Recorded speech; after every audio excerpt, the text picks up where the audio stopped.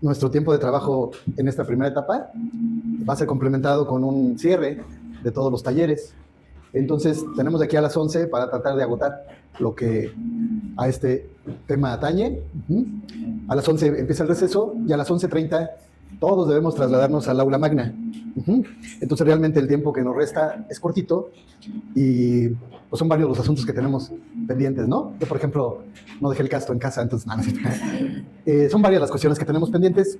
Quisiera iniciar con un pequeño comentario sobre la sesión de la semana anterior. Y ya después, como poner a la vista los asuntos que tendríamos que abordar en este momento, ¿no? La semana anterior trabajamos, yo digo, muy bonito, con excepción de que los tiempos nos fueron comiendo, ¿verdad?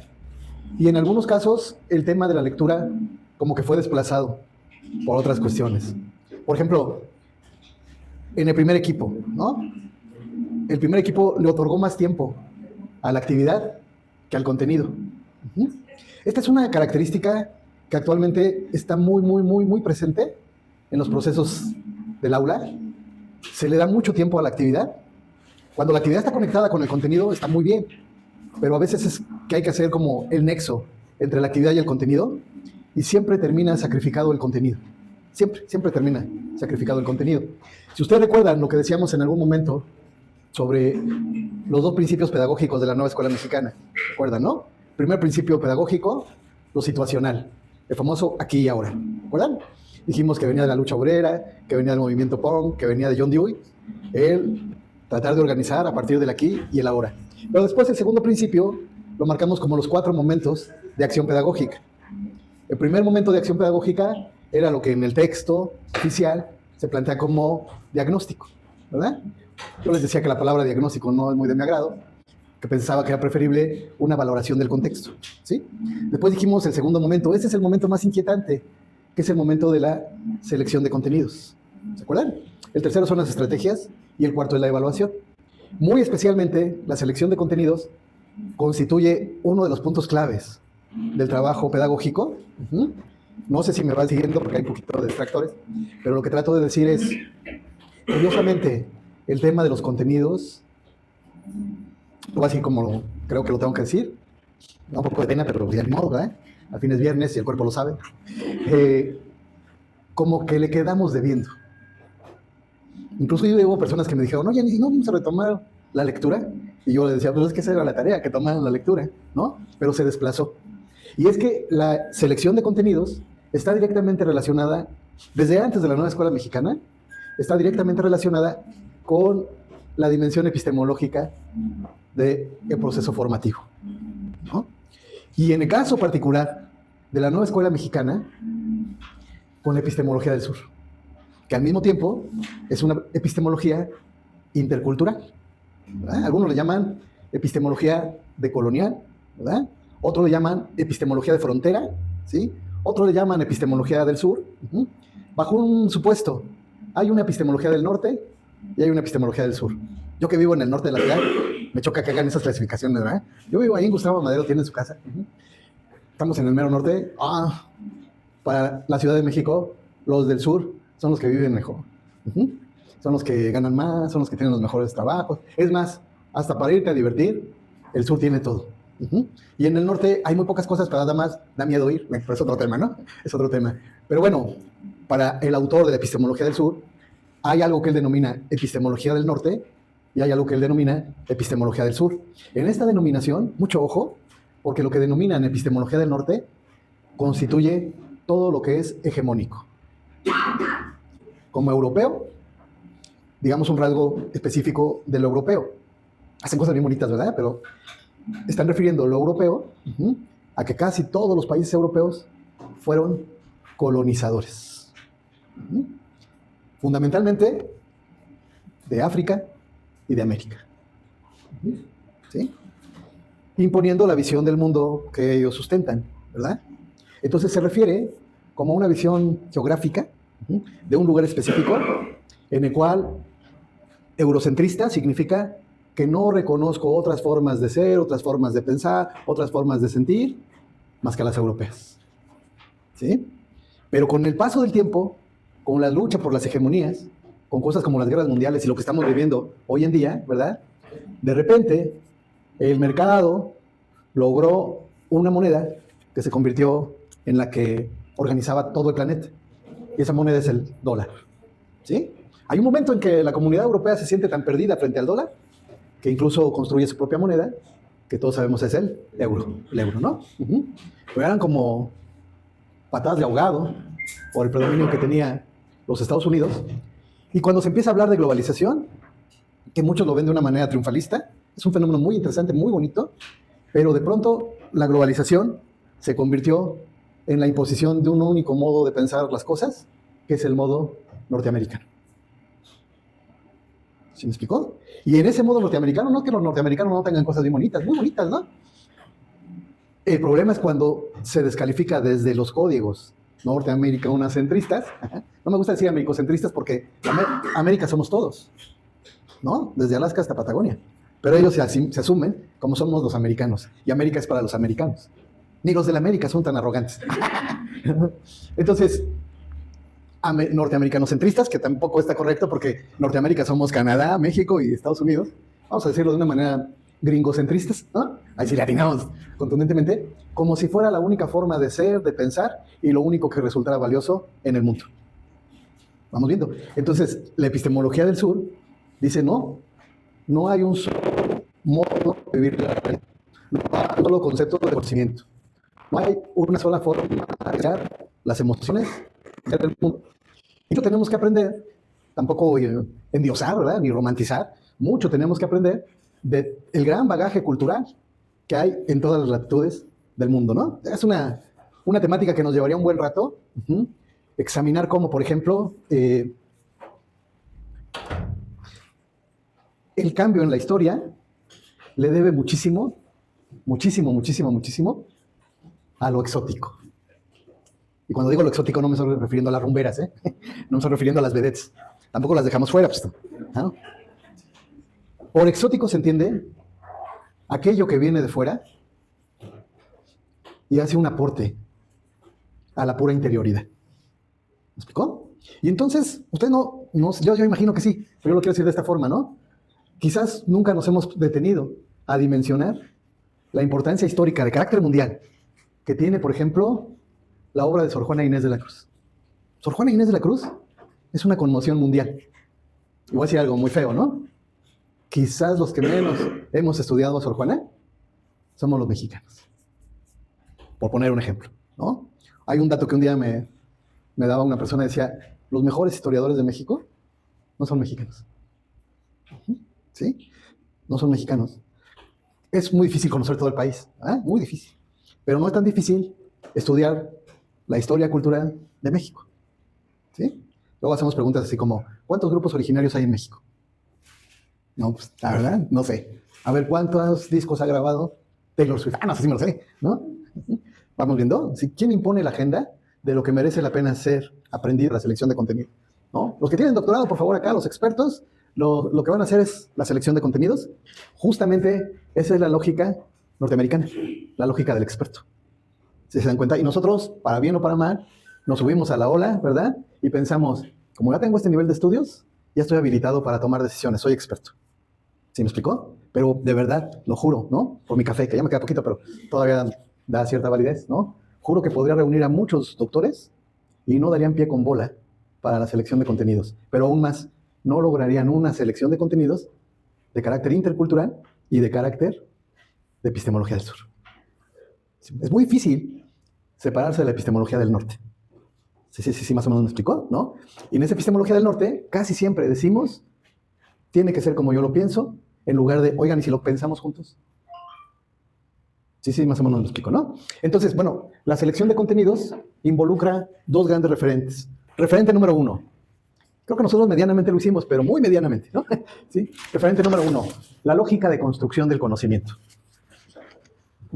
¿Cómo está construido ese conocimiento que yo voy a poner como contenido de mi trabajo escolar? ¿Cómo está? Por ejemplo, si yo dijera, ¿cuál es la lógica de construcción del texto? Pues el texto inicia con una discusión sobre el concepto paradigma, ¿verdad? Luego examina paradigmas de enseñanza-aprendizaje. Eso nos lo platicaban acá, ¿no? En la pantalla, ¿se acuerdan? Después toma el tema de los enfoques humanistas, porque uno de los paradigmas es el humanismo. Pero el autor se pone a detallar diferentes formas de pensar el humanismo, ¿no? Hay una cosa ahí que queda como volando, que es el humanismo mexicano. Queda como volando. No se puede confundir humanismo con humanismo mexicano. Quizá podamos decir, no se deben separar humanismo mexicano de humanismo universal. ¿Se acuerdan que así le nombraba? Pero el humanismo mexicano tiene su propia lógica de construcción. Y eso, a mi juicio, que es lo que me toca a mí trabajar en todo este equipo de compañeros, es lo que suele estar más distante, porque nos gana mucho, y se entiende, una legítima preocupación por la práctica, ¿verdad? Una legítima preocupación por la práctica. Lo primer referente, ¿cómo está construido ese contenido que yo quiero transmitir? Podríamos pensar ahorita, yo les dejé 2 textos. Hay un texto sobre lo intercultural y el currículum, ¿se acuerdan? Que está compuesto por muchos pequeños trabajos de profesores en activo o de profesores que estudian en la Universidad Pedagógica Nacional de la Jusco. Es un folleto interesante. Se ve que hay muchos, ¿no? Hay que irlos buscando para estudiar más a fondo el tema. Y les dejé también el texto, también de un profesor de la UPN, en donde se habla de el motor del sur en la nueva escuela mexicana, ¿no? Ese está construido de otra manera, ¿verdad? Empieza por las disposiciones normativas. Y ahí le da un énfasis porque casi nos dice, oye, es parte de tus funciones y obligaciones ver esto y lo tienes que hacer porque está oficializado. ¿Vamos viendo? Y ya termina con un repaso por varios conceptos, ¿no? Varios conceptos que yo digo son muy interesantes. Por ejemplo, multicultural, intercultural, colonialidad, descolonialidad, poscolonialidad. Pues cómo no me voy a confundir, ¿verdad? Con todo ese mundo de cosas. Pero como hay un orden que me permite ir comprendiendo. Si no respetas ese orden, pues a lo mejor se generarían muchos huecos de comprensión. Primer referente. Segundo referente. Pero ¿cómo construyen conocimiento los sujetos que se van a apropiar del contenido? Apropiar del contenido. Ya tengo, ¿no? Primer referente, la lógica de construcción del contenido, ¿verdad? Segundo referente, ¿cómo construyen conocimiento los sujetos que se van a apropiar del contenido?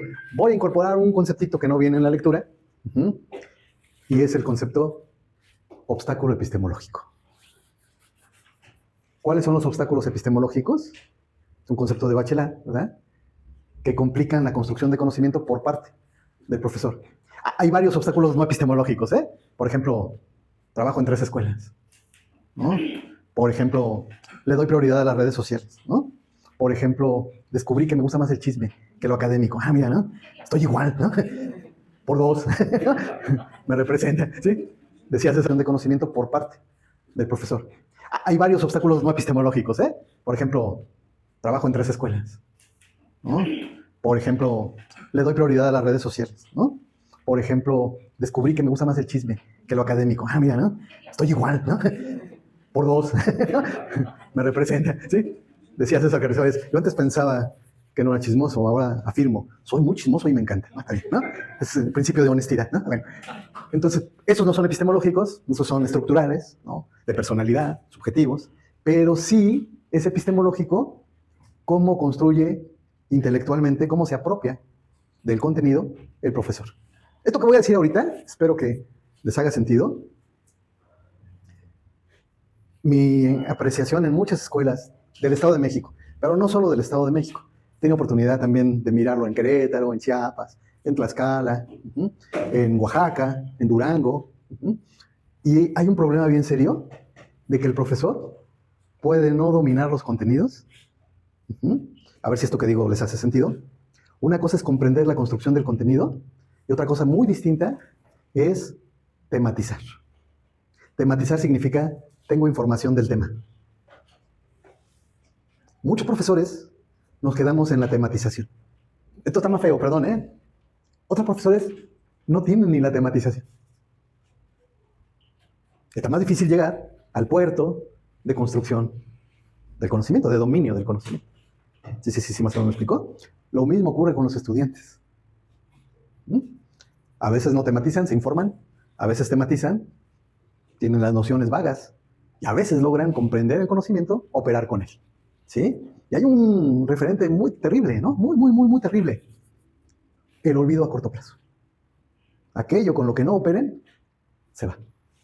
Aquello que no pongan en acción, se va. Y se va bien rápido. ¿Sí?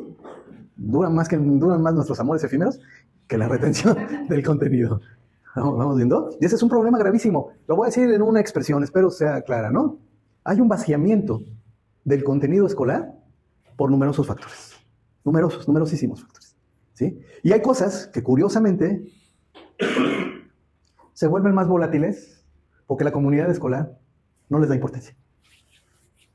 Pongo entre ellas la historia. ¿No? La pregunta es, ¿para qué te va a servir la historia cuando vayas a pedir trabajo? ¿Para qué sirve la historia de México? ¿Para qué sirve la historia universal? Acabo de tener una clase de maestría. Discutimos el siglo XVI con un texto muy básico. Me sorprendía mucho lo que decían las estudiantes. Bueno, hay dos compañeros y la mayoría son estudiantes, pero decían ellas, es que todo esto es muy novedoso para mí, o todo esto es muy interesante, y yo les decía, todo esto tú ya lo tenías que haber revisado. Si fuiste a la primaria, si fuiste a la secundaria, si fuiste a la prepa, si fuiste a la licenciatura, tendrías que tener una cierta familiaridad con estos temas. Estaban en blanco. Es probable que lo hayan visto, porque sigue habiendo asignaturas de historia, es probable que lo hayan aprobado, pero ya se fue. Sí, ¿se entiende? Se fue. Construcción de la identidad nacional. Es muy difícil la identidad nacional si no tienes una comprensión mínima de la historia nacional, ¿no? Y no es nada difícil escuchar, leer. Tengo la desgracia de haber nacido en México. Si por mí fuera, yo preferiría no ser mexicano. Sí, ¿se entiende? Son expresiones de colonialidad. ¿Estamos viendo? De colonialidad epistémica, pero también identitaria, ¿no? Entonces, ¿cuáles son los obstáculos epistemológicos que le dificultan al profesor, al estudiante y a la relación pedagógica trabajar con el contenido? Y allí se vuelve muy importante la elección pertinente de la estrategia. A ver si algo feo, ¿no? El Bester Gordillo. No, me excedí. No tan feo, ¿no? La actividad que yo elegí la podría usar con Nueva Escuela Mexicana o sin Nueva Escuela Mexicana. ¿Me explicó? Y el chiste no es ese. El chiste es que sea una actividad en donde el contenido no se evapore, ¿no? Que no sea forzado. Aunque sea muy divertido, aunque sea muy creativo, aunque sea muy participativo, está estudiado que cuando viene la técnica, sube el rating. Cuando viene el análisis, se cae. ¿Qué les pareció el ejercicio? Nos gustó mucho, estuvo muy divertido. Ja. ¿Cómo lo relacionan con el humanismo? Silencio. Sí, soy más o menos claro, ¿no? Bueno, entonces, la selección de contenidos está completamente... Es un ejercicio epistemológico. Y en el caso puntual de la Nueva Escuela Mexicana, se pretende que sea un ejercicio de epistemología del sur, ¿no? Decolonial, postcolonial, antinorte, no eurocentrado, sino que involucre quiénes somos, cómo somos. ¿Vamos viendo? Y luego, finalmente, luego vienen las estrategias. Estoy como tratando de subrayar. La estrategia es casi inmanente al modo de... selección de contenido. Miren, una vez en un posgrado, no voy a decir el lugar, pero no es el Estado de México, afortunadamente. Estábamos examinando las cuestiones de género y un equipo dice, organicémonos, muy bien. Luego dice, vamos a hacer una representación y proponen la representación de la telenovela RBD. Y entonces uno dice, la lectura está discutiendo los estereotipos de género, ¿no? Y esta maestra ya se crean ahí. No me falta que hagan frijoladas, ¿no? Bueno, es completamente lo contrario a lo que tendríamos que estar mirando. ¿Vamos viendo? En muchos jardines de niños, a mí me llama la atención cómo están llenos de los personajes de la televisión, ¿no? Acabo de ir al baño el martes pasado a una escuela, decía, no, es que es increíble. Hombres, Pedro Picapiedra. Mujeres, Vilma. ¿Cómo se apellida Vilma? ¿Palma? Ah, mira, buen dato, ¿no? Yo pensé que se llamaba de chiquita, Palma. Pero oye, ¿cuántas veces dicen su apellido de Vilma? No, ¿verdad? Si acaso es Vilma, Picapiedra, ¿verdad? Ya los gringos son así, ¿no? Agarras el apellido de tu pareja. ¿Sí? Por eso si ven por ahí Gerardo Welch, es por Raquel. No es cierto, ¿no? Bueno, entonces, la elección de la estrategia va desde el contenido y no fuera del contenido, así sea muy amena, muy entretenida, muy divertida. Lo digo claramente, no hay estrategia neutral, ¿no? Y de repente, si no queremos ser instrumentalistas, no volvemos instrumentalistas en la estrategia. ¿Vemos? Finalmente viene la evaluación. ¿Algún comentario que quieran hacer es bienvenido?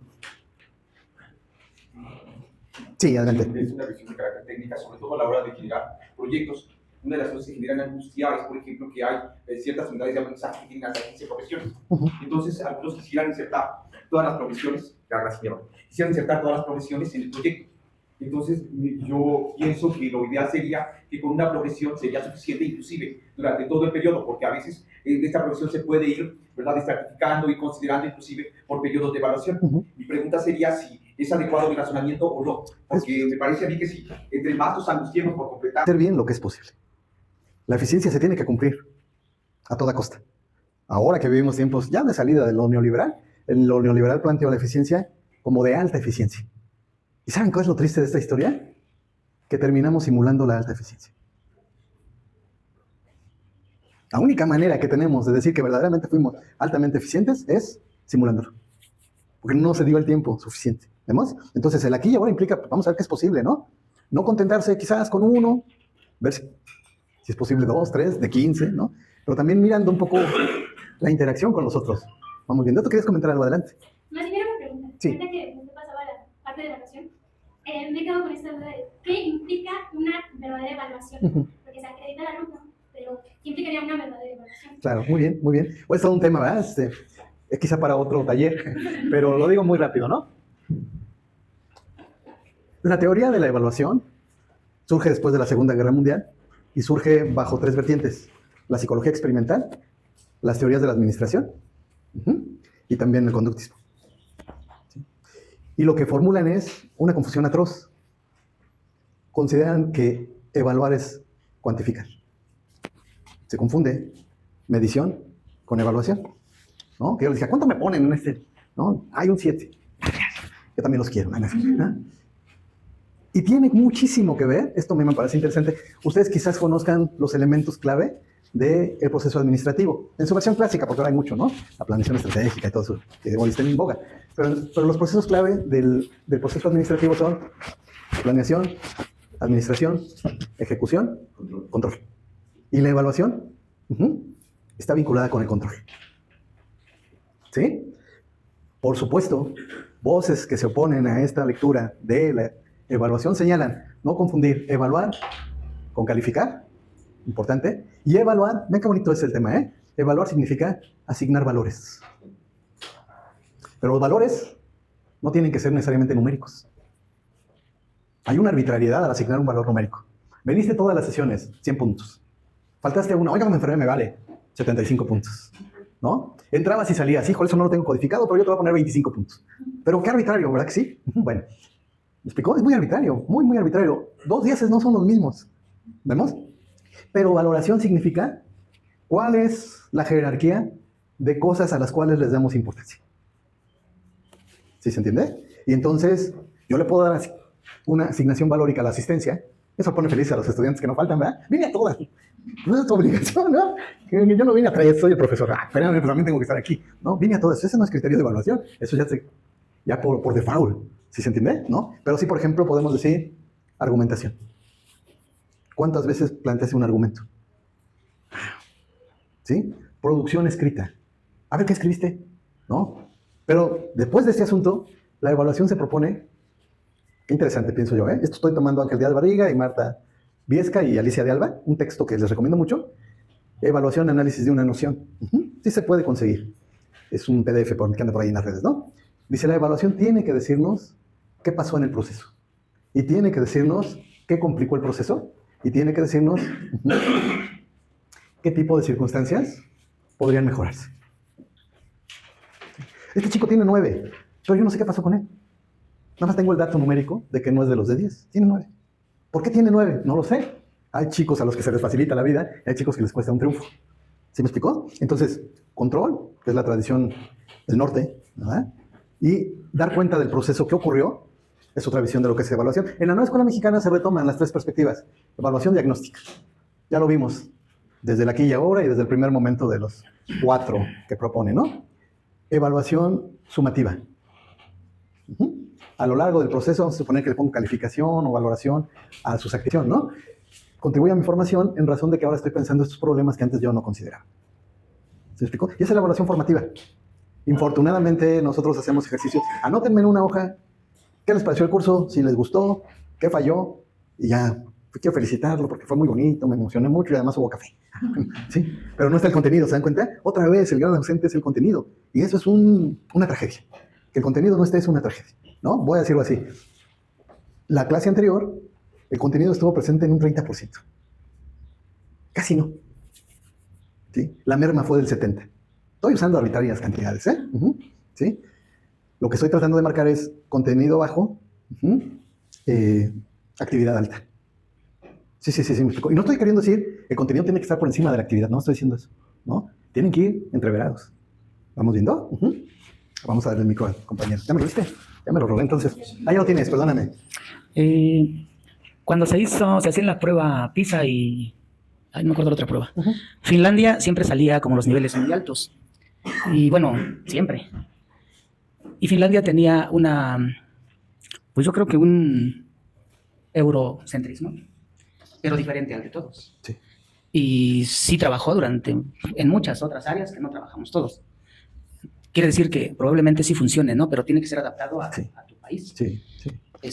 La idea de que el hombre pasó por el estrecho de Bering y llegó acá significa que ellos son los que llegaron para nosotros.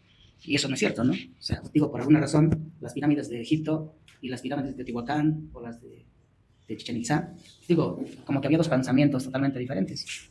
Allá los griegos y los romanos, aquí los mexicas y los mayas. Claro. O sea, entonces quiere decir que estamos en terrenos de igualdad. Cuando leo el texto de colonizar, a mí me llama mucho la atención porque yo creo que eso debió haber pasado hace 500 años, cuando llegó el asunto de la conquista.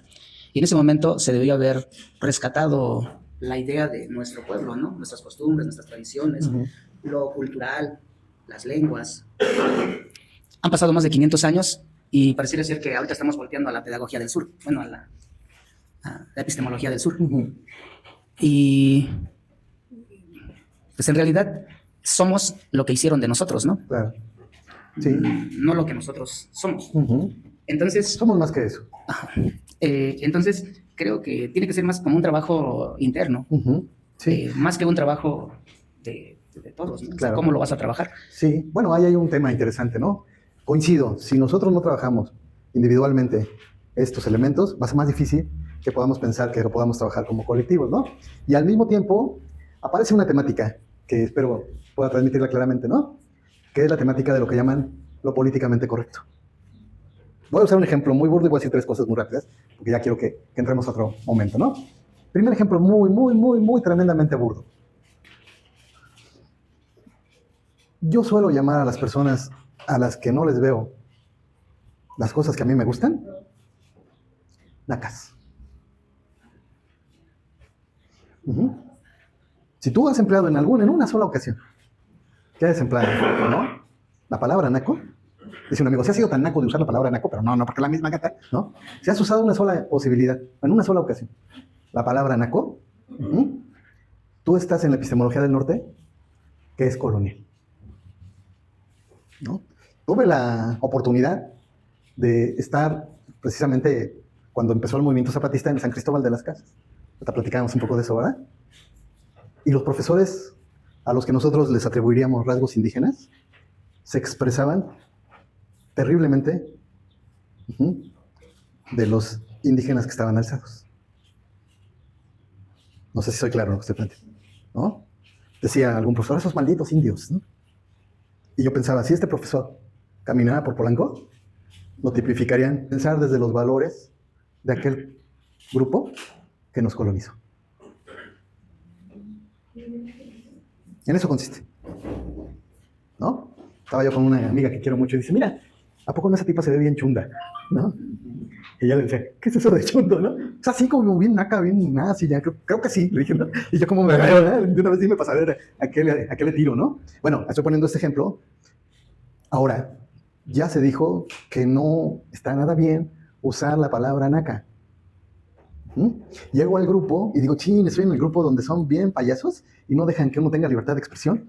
Pues soy incapaz de usar la palabra naco, como dicen mis amigos, miento por convivir. Pero sí sigo pensando que esta persona es renaca. ¿Me explico? Y esto es milenario, ¿no? Si quisieran un poquito más de detalles al respecto, vale mucho la pena leer 3 textos. El perfil del hombre en la cultura en México, luego el primer plagio histórico de ese libro, es El laberinto de la soledad, de Octavio Paz, ¿verdad? Y también, ay, se me fue ahorita el nombre. Bueno, ahorita les doy el otro, que es la réplica al laberinto de la soledad, ¿no? Una réplica muy buena. Pero el tema es la identidad nacional. Y hay algo bien interesante allí, creo yo. La identidad nacional, tanto por Samuel Ramos, Octavio Paz, se me va el otro autor, que plantea que México es una suerte de anfibio, ¿no? Es un animal anfibio, ¿no? Está pensada por dos autores europeos. Uno es Nietzsche y otro es Heidegger, ¿no? Pero observen esto, Heidegger los dos son acusados de fascistas y nazistas, ¿no? Hay guiños con eso, pero bueno, fíjense qué interesante. Nietzsche hace la crítica más fuerte a la civilización europea. Inclusive al alemán, al pueblo alemán, lo denomina Roger Bartra, la jaula de la melancolía. Roger Bartra, la jaula de la melancolía. Al alemán lo llama la bestia rubia. Esa bestia rubia ahora vive en Estados Unidos. La bestia rubia. Está más trompuda, ¿no? La bestia rubia. Pero fíjense qué cosa. Dos detalles, y ya me voy a callar porque me están dando cuerda y luego ya no tengo modo de callarme, ¿no? Pero dos detalles. Detalle número uno. Para que hagan la crítica del cansancio europeo y las atrocidades europeas, Nietzsche, que realmente es el gran punto de partida, después Heidegger lo recupera, va a estudiar Asia, va a estudiar la India, va a estudiar las culturas no guerreras, pensar desde los valores de aquel grupo que nos colonizó. En eso consiste, ¿no? Estaba yo con una amiga que quiero mucho y dice, mira, ¿a poco no esa tipa se ve bien chunda? ¿No? Y ella le decía, ¿qué es eso de chundo, no? O sea, así como bien naca, bien nazi, ya, creo que sí, le dije, ¿no? Y yo como me veo, ¿no? De una vez dime para saber a qué le tiro, ¿no? Bueno, estoy poniendo este ejemplo. Ahora, ya se dijo que no está nada bien usar la palabra naca. Llego al grupo y digo, chin, estoy en el grupo donde son bien payasos y no dejan que uno tenga libertad de expresión.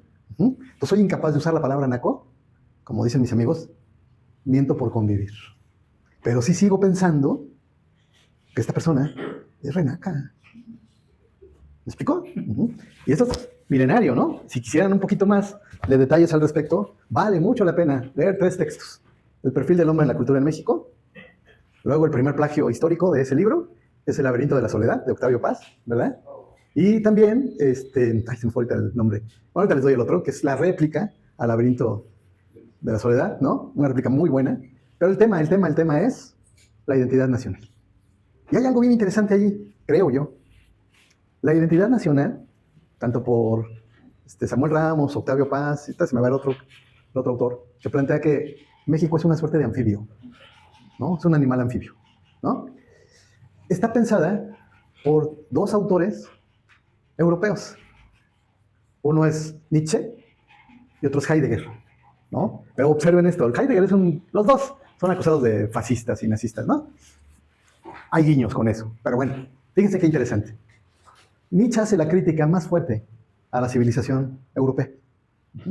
Inclusive al alemán, al pueblo alemán, lo denomina Roger Bartra, la jaula de la melancolía. Roger Bartra, la jaula de la melancolía. Al alemán lo llama la bestia rubia. Esa bestia rubia ahora vive en Estados Unidos. La bestia rubia. Está más trompuda, ¿no? La bestia rubia. Pero fíjense qué cosa. Dos detalles, y ya me voy a callar porque me están dando cuerda y luego ya no tengo modo de callarme, ¿no? Pero dos detalles. Detalle número uno. Para que hagan la crítica del cansancio europeo y las atrocidades europeas, Nietzsche, que realmente es el gran punto de partida, después Heidegger lo recupera, va a estudiar Asia, va a estudiar la India, va a estudiar las culturas no guerreras. ¿Se me explicó? Ya decir homosexual es necesariamente un juicio de valor. Pero dice él, y eso a mí me parece muy bello, dice, pero hay un grupo que no ha contado la historia de la sexualidad. Las mujeres. Y la sexualidad no se vive igual. Como macho, como gay y como mujer. Y yo lanzo la pregunta, dice, ¿por qué las mujeres no han contado la historia de la sexualidad? ¿Sí me explicó? Hace falta la otra historia de la sexualidad. Alguien había dicho algo parecido, ¿eh? Los niños no han contado la historia de la pedagogía. La han padecido. Pero todavía no nos dicen cómo su alma se asesina cuando la pedagogía es arbitraria, ¿no? Hay una obra, ya terminó así, lo juro, por los niños de que voy a mencionar, ojalá la conozcan, se llama La Escuela de Barbiana. Es una carta a una profesora. Y dice la carta, todos los profesores tienen su Gustavito. ¿Quién es Gustavito? El consentido, el ideal, el modelo. Aprendan a Gustavito, ¿no? Gustavito es la expresión. Yo solamente quería compartir, o quiero Sí. compartir con todos ustedes, pues esa reflexión personal, ¿no? De los temas que usted hace favor de compartirnos y pues de las lecturas, ¿no? Creo que sí hay una crisis, efectivamente, ¿no? Desde nosotros como docentes, cuando habla de la situación de una de las características de esta nueva escuela mexicana, donde debemos de trabajar con el colectivismo, de trabajar en equipo, de trabajar en grupo, de construir de esa manera, pero que nos es difícil, ¿no? Que nos es difícil porque estamos acostumbrados a la parte individualista, al yo, al que me vean, que vean mi trabajo, entonces es un poquito complejo, ¿no? Sí. En esa situación poder desaprender lo aprendido no es tan fácil, ¿no? Sí. En esa dinámica de poder retomar lo que es el trabajo, el colectivismo, decía la lectura, ¿no? El colectivismo. Totalmente de acuerdo. Entonces- Es que los últimos 30 años han sido verdaderamente tormentosos para posibilitar algo distinto. Y es que ahí viene la otra reflexión, ¿no? Hemos sido formados así. Entonces yo docente tengo un contenido y no cuestiono el contenido. Tengo el contenido, mis temas dicen esto, entonces yo lo tengo que retomar, ¿no? Pero cuando cuestiono qué sí es importante, qué no es importante, qué debiera de conocer un chico, ¿no? Hasta que entramos en esta situación de, sí, un poquito más de análisis. Yo lo viví, en Expresunción, yo lo viví cuando llegué a la maestría. Yo estaba dando clases y yo un examen de historia, yo soy del área de las sociales, y mi examen literal yo lo hacía de 100 reactivos, y lo que saque el chico, pues sale, ¿no? Entonces, cuando, afortunadamente para los jóvenes, que después estuve frente a ellos, pues entendí esta parte, ¿no? Que el chico no iba a ser historiador. Cambió. Entonces, pues empecé a cambiar esa dinámica, a hacerlo un poquito más, más práctico, más dinámico. Es historia. ¿A quién le gusta la historia? Ni a mí. Terminé siendo docente de un área que ni a mí me gustaba, ¿no? Entonces, Claro. pues con el paso del tiempo, como en las parejas, ¿no? Con el paso del tiempo y la convivencia, pues nos vamos enamorando. Claro. Y así fue como yo realmente me enamoré de esta ciencia y de verle la utilidad, la practicidad, ¿no? Entonces, pues en ese sentido, digo, no alcanzamos o no nos enseñan a reflexionar sobre qué sería lo más importante que debe tener el estudiante. Y cuando alcanzamos ese nivel, nos topamos contra la pared, porque yo a mi chico, el objetivo es que él se inserte en un nivel universitario. Y cuando yo le di lo, para mí, importante, no fue tan importante, porque frente a ese examen profesional de la UNAM, del POL y de otras instituciones, no acredita. Entonces, en mis notas, en mis esquemas, yo ponía, no hay una articulación entre los niveles educativos. De acuerdo. Y no vamos a culpar, yo creo que todos tenemos culpa, Sí. pero también, por ejemplo, yo estaba reflexionando hasta qué momento nosotros vamos a tener un resultado de esta escuela mexicana, porque la escuela mexicana está desde preescolar ahorita ya, primaria, secundaria, etcétera. Ese niño de preescolar que ahorita estamos en los principios, puedo decirlo así, de una escuela mexicana, porque no estamos en un boom, estamos en los intentos de la escuela mexicana, ¿hasta qué momento va a llegar ese chico? ¿Cuántos años después, no? ¿Cuántos años después voy a tener ese chico de preescolar ya en mi medio superior con ese modelo de la escuela mexicana? Sí. Y que me garantiza que en 2 sexenios más se cambie el modelo educativo, porque así venimos. Pero no pensábamos eso cuando estaba la reforma de Peña. Sí, yo creo que sí se hacía. No es que desconozcamos, porque no desconocemos. Claro. Esto para nosotros no es nuevo. En lo particular, yo puedo considerar que lo de la pedagogía del sur no es que no sea nuevo, se aprende, se retoman muchas Claro. cosas, pero también es cierto que cada quien hace desde su trinchera, ¿no? Ujú. Y obviamente pues no se expone, ¿no? Debilidades como quiera, pues sí, efectivamente vamos teniendo, pero considero que no es nuevo, ¿no? A ver, hablan las lecturas de ¿cómo decir? Que desarrollemos un pensamiento crítico. Hablan de la teoría de Piaget de sublevarnos, emanciparnos, pero en nuestra práctica, si nosotros hablamos y decimos lo que estamos pensando y sintiendo, es malo, y nos señalan. Sí. El que me está pidiendo que yo me politice, que yo estudie, y cuando yo levanto la mano y digo que no es correcto, que no es, o no soy tomado en cuenta, entonces no hay una congruencia entre lo que me están pidiendo, me están enseñando, con el resultado que quieren que yo dé. Esta vez no, Esperemos que pero sí, tal vez mañana sí. que así sea. Sí, ¿No? yo soy O te fielmente rindes de a la que- primera. Yo soy fielmente de que, como individuo, yo amo esta vocación. Sé que hoy estoy en otra esfera, pero eso no me deja de ver o de mirar a mis compañeros como un ser humano, ¿no? Que es Claro. el principio de esta escuela mexicana. Que será tomado, no, Esta vez no, esperemos que pero sí, tal vez mañana sí. que así sea. Sí, ¿No? yo soy O te fielmente rindes de a la que- primera. Yo soy fielmente de que, como individuo, yo amo esta vocación. sé que hoy estoy en otra esfera, pero eso no me deja de ver o de mirar a mis compañeros como un ser humano, ¿no? Que es el principio de esta escuela mexicana, que será tomado en otros paradigmas, pero que a lo mejor ahorita es verlo con mayor fuerza, ¿no? Acá se vuelve importante como esta visión totalizadora que pretende articularse, ¿sí? Y yo creo que esa es parte de lo difícil. Muy bien decías, ¿no? Veníamos de una lógica compartimentalizada del conocimiento. Cada quien su parcela, ¿no? Y en esa idea yo le decía, soy historiador, yo le decía al de psicología, pero pues, ¿tú qué vas a saber de historia? ¿Y tú qué vas a saber de psiquismo? Ah, bueno, ya está, ¿no? Y no es lo mismo que decir, ¿habrá una dimensión psicológica en el aprendizaje de lo histórico? Ah, por supuesto. Y hay una dimensión histórica, ¿no? En la configuración de lo psicológico, pues también. Y si lo platicamos, ¿no? Hasta ahorita nadie me ha dicho, lo que usted está diciendo es políticamente peligroso. ¿Por qué no lo estoy llevando a esa dimensión? ¿Me explicó? Tenemos muchas cosas que decir, pero no es el espacio. Es como en otra dimensión, como lo plantea la lectura, ¿no? La perspectiva de colonial tiene una amplitud que no tiene la colonial, porque le está dando voz al que normalmente había sido silenciado. No le está diciendo, toma las armas y mata al enemigo. No está haciendo eso. Nomás está diciendo, piensa en forma más amplia, ¿no? 15 minutos para discutir interculturalidad, sacar 5 o 6 puntitos. Sino que a través de un contenido X se practique la interculturalidad. Nosotros fuimos un poquito más allá de ese concepto y lo analizamos también desde una perspectiva científica, ¿no? Incluso de formación. Por ejemplo, aquí habemos muchos profesionales de distintas áreas. Entonces, habla de esa interculturalidad, del diálogo y convivencia. Entonces, creo que también nosotros debemos de aprender a convivir y escuchar a otro profesional, ¿no? Porque a veces nada más vemos una posición tal vez de la autoridad o de orientación, ¿no? O de alguien que tenga mucha labia, porque a veces cuando un compañero tiene mucha labia, no, pues lo que diga el compañero, ¿no?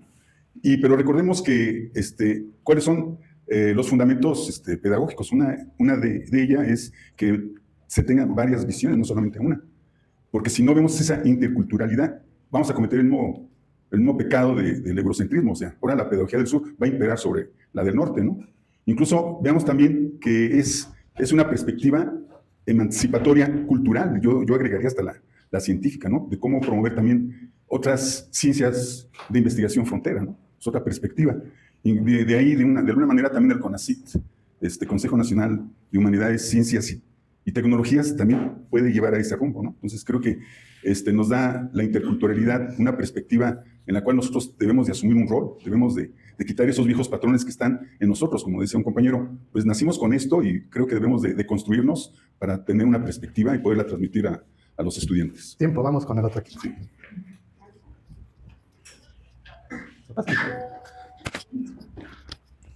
Bueno, pues en el equipo conversamos acerca del currículum. Si todos sabemos cómo está constituido el currículum, pues nos podemos dar cuenta que se habla de currículum durante todo el proceso de este boletín. En cada una de las áreas está hablando no habla específicamente de lo que es, lo nombra, sí lo nombra, pero vemos en toda la lectura cómo está haciendo el intento de hacer un ajuste curricular ante la interculturalidad y la propuesta de la nueva escuela mexicana desde el humanismo mexicano. Parte el documento, sí, de una definición, la voy a leer como tal. Dice que es una propuesta política que se articula en un contexto histórico, social, económico y cultural determinado. O bien, un proceso que se conforma a partir de prácticas sociales en un mundo de vida cotidiana.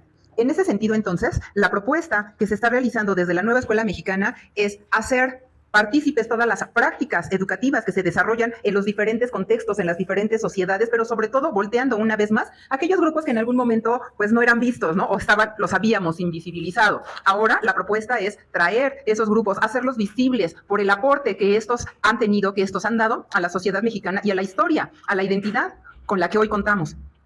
Se dice además en este documento que la intención es consolidar los planteamientos interculturales y expresarlos en los planes, programas y materiales educativos. Sin embargo, por devenir de una política, pues ahora sí que de una política pública, pues casi siempre están ajustados a ideologías, ¿sí? Estas ideologías que hasta hace algunos años todavía eran pues hegemónicas, las ideologías de poder, la ideología del neoliberalismo, y que han venido nutriendo las prácticas escolares. Se plantean tres retos muy interesantes, y con eso hace la propuesta aquí el documento. Uno de ellos es hacer el currículum emancipador, que tenga esa posibilidad de emancipar, no solamente de ajustar los planes y programas a un contexto, porque eso es lo que estamos entendiendo, planes y programas ajustados a un contexto, sí considerando las necesidades de las diversas sociedades, pero sobre todo que tengan el propósito emancipatorio, ¿sí? Partiendo de una filosofía de la libertad o de la filosofía que nosotros conocemos como la pedagogía Freire, apoyar al estudiante para su emancipación. Y el otro elemento importante como reto que se plantea, pues es interculturalizar el currículum, algo que no se había visto y que no habíamos estado revisando en los modelos educativos o las propuestas educativas anteriores. Ahora, pues se pretende que esto se pueda realizar. Han echado mano de lo que se tiene y de lo que la sociedad ha producido, aún sin contar con un laboratorio de ciencias, ¿sí? Ellos realizan ejercicios de ciencias, ellos realizan experimentación. Se consolida entonces la propuesta de acuerdo a las prácticas, ¿sí? El concepto que leí hace rato tiene que ver con es el resultado de las prácticas educativas que se realizan en la vida cotidiana. Ya se está realizando. Porque ya se agotó tu tiempo. Sí, gracias. Señala los otros dos. Los otros dos. No, ya señalaste dos, falta uno. Sí. Falta el de incluir a los sujetos de la educación en el plan, en el currículum. No estaba. Sujetos de la educación, ahora se habla de ellos. En este caso, el ser humano, el alumno, el docente. Perdón por la violencia, ¿eh? Para ustedes, los últimos minutos. Bueno, nosotros somos el equipo 4. Está el maestro Eduardo, la maestra Verónica. Son la fila 3. Son las filas 3. Sí, bueno, los 4. Y bueno, la epistemología del sur. Creo que hay como una respuesta a la epistemología o pedagogía del norte, que obviamente tiene las características de la cuestión del desarrollo del capitalismo, los procesos de industrialización y el liberalismo. Ello implicó la imposición de modelos políticos, económicos, sociales, culturales en los países que fueron colonizados. Entonces, la pedagogía del sur lo que busca es emancipar frente a la forma de pensar, de creer, de ser, de lo que es propiamente la pedagogía del norte. Y algunas características son, bueno, que lo que se busca es generar una identidad, pero a partir de la diversidad. La otra es, se busca la cooperación y colaboración respetuosa. Ahí retoma mucho el aspecto de la comunidad, alejándose del individualismo. Retomar los 3 aspectos de la epistemología, que es el racionalismo, la parte del empirismo y el criticismo, ¿no? Pero a partir de la observación, de la convivencia de los pueblos, grupos o clases sociales que fueron oprimidos con la colonización. El otro punto que manejaba la compañera es la búsqueda de una heterogeneidad, romper con la homogeneidad, porque hay toda una diversidad más en nuestro país. Y creo que lo que busca al final del texto es crear una epistemología analógica que sea postcolonial, descolonizar en la forma de aprender, del saber de nosotros mismos, para empezar a reconstruir o construir propiamente cómo generar conocimiento, sí, pero retomando obviamente la parte de la cultura en general de los pueblos originarios donde se conviven, ¿no? Porque son una gran diversidad que maneja el texto. Pues creo que en general eso, yo creo que es una, retomando lo que hacen los equipos, es tener, primero, cómo decodificar todo lo que tenemos, ¿no? O sea, si la interculturalidad no empieza por nosotros mismos, pues no la vamos a poder llevar a las aulas. Claro. No vemos la importancia que tiene para transformar lo personal. No lo conozco profundamente de sus estudios, sus investigaciones, sus propuestas, pero lo que sí tuvo fue mucho coraje para generar esta pedagogía, porque obviamente fue, tuvo que salir exiliado de su país, no fue bien visto por las autoridades educativas, menos por las políticas de su país. Y entonces lleva que el maestro tiene que tener mucha valentía para buscar transformar, cambiar, para tener una mejora pues, en las comunidades. No es fácil hacer eso. Y, por ejemplo, decía Nietzsche, pues, también es un excluido, y casi las Sócrates, pues así le fue peor, ¿no? Porque tuvo que ver la cicuta. Entonces, el papel del maestro siempre va a generar conflicto en la sociedad. Y creo que eso es lo que busca la epistemología o pedagogía del sur, el atreverse a cambiar, pues a transformar. Muy bien. Hay varios conceptos ahí, ¿verdad? Interesantes, de colonial, poscolonial, de descolonizar, ¿no? Tendrán el placer de revisarlo, ¿verdad? En su espacio. Pues, dejarnos una pregunta. ¿Podemos romper? Acá tengo, mira, soy colonial. ¿Podemos romper con los parámetros que nos dificultan una actitud abierta frente a lo que la nueva escuela